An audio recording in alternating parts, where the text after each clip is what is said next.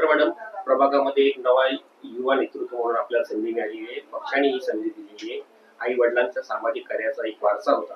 कशा पद्धतीने ह्या निवडणुकीमधला प्रवास होता, आपलं नाव आणि परिचय द्यायचा.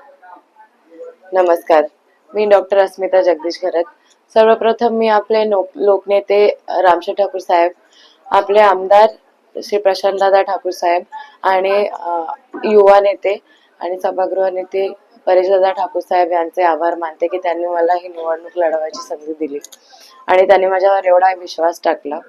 त्यासाठी तुमचे खूप खूप आभार. त्यानंतर मी आपले मतदार, माझ्या प्रभागातले नागरिक, त्यांचे खूप आभार मानते. तसेच माझ्या सोबत दिवस रात्र कष्ट करणारे माझे सगळे कार्यकर्ते, माझे आई वडील आणि माझ्यासोबत जेवढ्या काही महिला पण होत्या, माझे युवा मित्र, त्या सगळ्यांचे खूप आभार मानते.